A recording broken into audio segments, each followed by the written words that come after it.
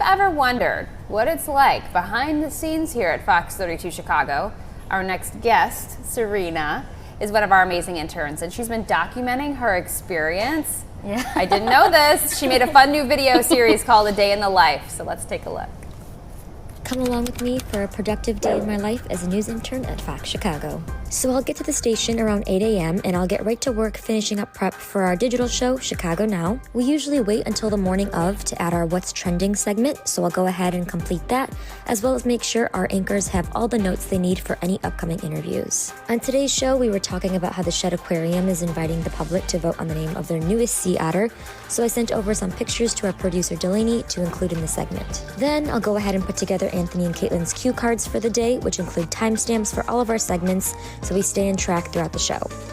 Around 9 o'clock, I'll head to Studio 32, where we filmed the show. And this morning, I caught up with our digital reporter, Justine, who was on the show to give us a rundown of what's trending. Today, I'm talking Monica and Brandy's tour today. They are done arguing over the boys mine tour. Then I'm talking about the Wicker Park Spelling Bee. I know you've seen it all over TikTok. It's like 64,000 likes so far already. It's going to be tonight. And then, of course, this weekend, there is the Lincoln Park Zoo Craft Brew Night. You probably want to be there because I know I do. Our executive producer, Jenna, counts us down to the start of the show. 3, 2, and we're off. I had a chance to catch up with our amazing stage handler and caffeine connoisseur, Emma, who shared with us their Dunkin' order. Caramel, cold foam, cold 3 pumps of caramel, cold foam, and then cinnamon sugar. For anyone wondering. And of course, these are our amazing anchors, Caitlin and Anthony. ChicagoNOW has Anthony Ponce for a whole hour. On the traditional airwaves, we get like 3.5 minutes to talk to our guests. We get to let things breathe on this show and actually really dive in. I completely forgot to film, but we had a little celebratory pizza party for the digital team, and then afterwards I got right to work booking guests for the rest of the week. You know I had to take my little vitamin D break. We have such a nice view from the second floor, and then I headed to our newsroom to attend a legal seminar all about the ethics behind journalism. That took me to the end of the day, which was perfect because by then I was starving since I was rushing out the door in the morning and didn't have time to pack food. Now, before anyone says anything, yes, I know buying pre-cut fruit is overpriced and a scam, but it gets me through the day, so I headed to Mariano's to get my watermelon and mango fix. Afterwards, I got a quick workout in, and then I spent the rest of the night hanging out on the Riverwalk with some friends. It was super hot out, so we stopped at a CVS to grab some waters, and then I waited with them for their bus before heading home to get some rest to do the whole thing again tomorrow. And that's a day in my life. Oh, look how cute you are! You are ready for this job. Fingers crossed. Yes. You can't leave. Please, you can't get rid of me. I would say the only thing you need to come in with me, okay? You need to get up at 2:30 a.m. We're going to the zoo, Brookfield Zoo. Yeah, that's right. Yeah. And then, we start at 4, because I think that's the hardest thing about this business is the crazy hours, because you're either super early morning or late at night. Or you're Caitlin, and I get the best shift. 6 to 2. It's still early. Yeah, that's still early, 6 to 2. You think?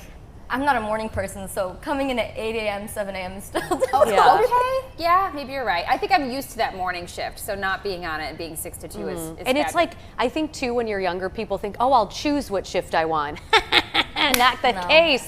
And you might start out doing one shift, and then the next day you're on a different shift. We're shifting you to the exact opposite side. What have you learned? Like, what is your takeaway from this experience? I think that I learned there are so many moving parts to a newsroom that you don't even see. Yeah. Because this is my 3rd summer, when I first started and I was on the assignment desk a lot, I didn't even know the assignment desk existed.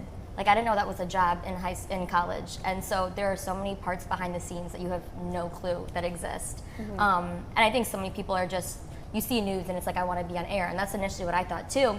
And now helping out in ChicagoNOW, this has been amazing with Delaney and Jenna. And I'm like, I love the production side behind it.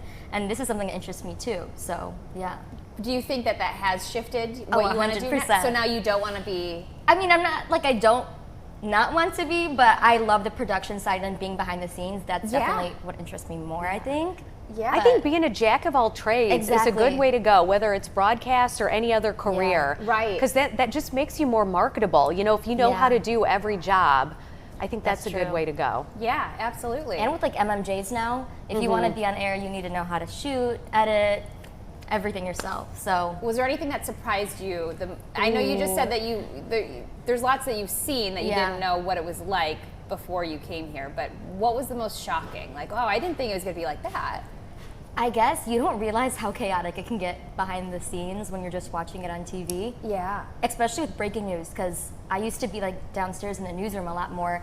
And I remember we were in like a 2 p.m. editorial meeting when JD Vance was selected for like the VP nominee. And all of a sudden, like everyone is just running around. I'm at the assignment desk researching everything I can about him. We have like 2 minutes till Terrence is like gonna go live and break this news, and I'm just trying to get to him, and I'm running to the studio putting papers on the anchor desk. Oh my goodness. Like, you don't realize how it looks so, like, obviously TV looks very polished, but behind the scenes when it's breaking news, you gotta move. Right. But it's a team effort, as you pointed out. You know, it's not any one person that gets the show on. It's a team effort collectively that makes sure that the information is all there and that it's accurate. Yeah, that's true.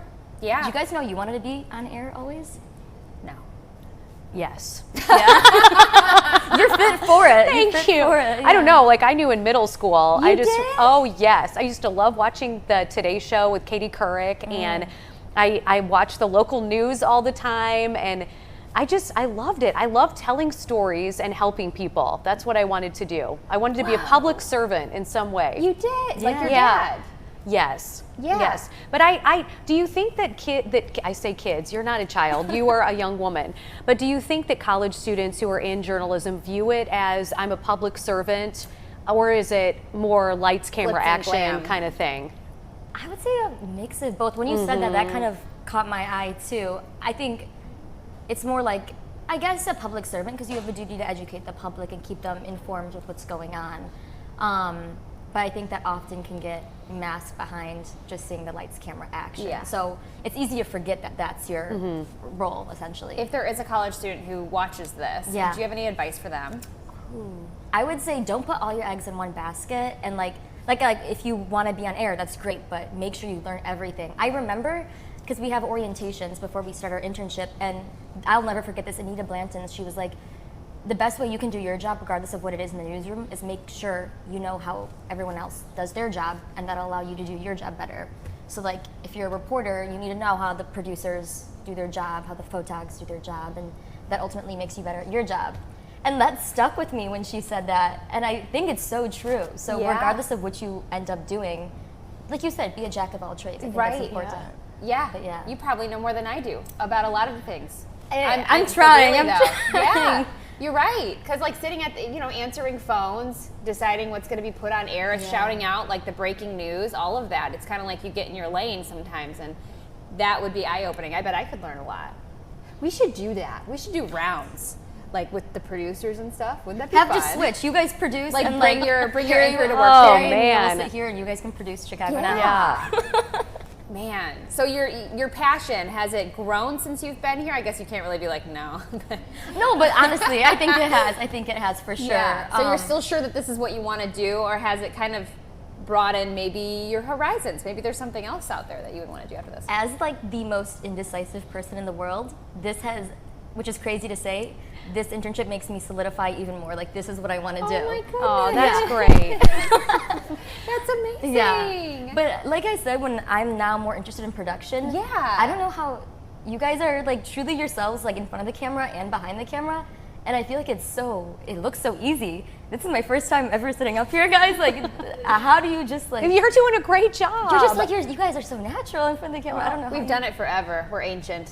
Yeah. What was your first time like in front of this like camera? Oh, goodness gracious. I remember at my first job, I was filling in for the chief one night doing the weather, and I had so much anxiety. I was basically hyperventilating. Like, I was just trying to Did you get have through a it. paper bag? Please tell me you had a paper bag. I like needed it. on the airplanes that you were. I literally walked out in the hallway and like composed myself. I was panicking. And then just over time, it's like riding a bike. Experience. Yeah. Sometimes I feel like I get too comfortable, actually. Don't disagree with that. Oh, we got to wrap it up on that note. Please wrap it up. What's she gonna say next? I love this. This has been the best. And Yeah, thank you thanks, for that Serena. little video. That was Of course, of wonderful. course. Everyone follow her on socials. What's your social media account?